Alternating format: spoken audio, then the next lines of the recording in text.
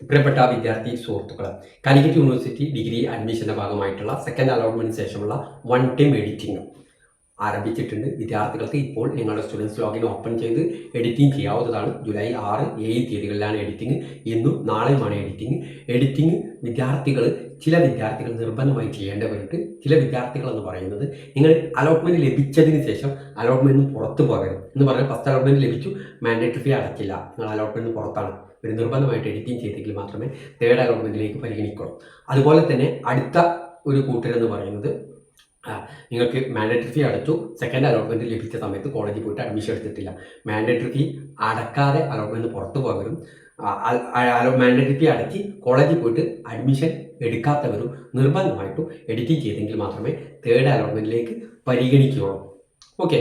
പിന്നെ ഇതുവരെ അലോട്ട്മെന്റ് ലഭിക്കാത്ത വിദ്യാർത്ഥികളുണ്ട്, അവർക്ക് വേണമെങ്കിൽ എഡിറ്റിംഗ് ചെയ്യാവുന്നതാണ്. അതുപോലെ നിങ്ങൾ കോളേജിൽ പോയിട്ട് പെർമനന്റ് അഡ്മിഷൻ എടുത്തിട്ടുണ്ട്, ആ ഓപ്ഷൻ നിലനിർത്തിക്കൊണ്ട് അവർക്കും എഡിറ്റിംഗ് ചെയ്യാവുന്നതാണ്.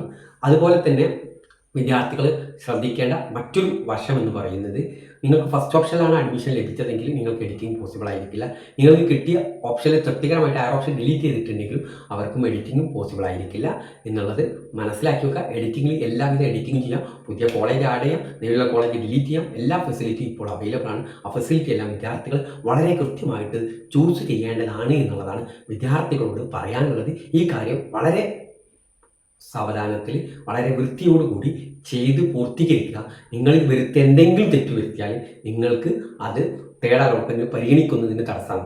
ആ തെറ്റ് പറ്റില്ലെന്ന് പറഞ്ഞാൽ നിങ്ങൾ സ്റ്റുഡൻസ് ലോഗിൻ ഓപ്പൺ ചെയ്ത് എഡിറ്റിംഗ് ബട്ടൺ ഓപ്പൺ ചെയ്ത് നിങ്ങൾ ഓപ്പൺ ചെയ്തിട്ട് അത് കംപ്ലീറ്റ് ചെയ്യാതെ ക്ലോസ് ചെയ്ത് കഴിഞ്ഞാൽ എഡിറ്റിംഗിൽ നിന്ന് പിന്നെ നിങ്ങൾക്ക് എഡിറ്റിംഗ് ബട്ടൺ ഓപ്പൺ ചെയ്യാൻ കഴിയില്ല.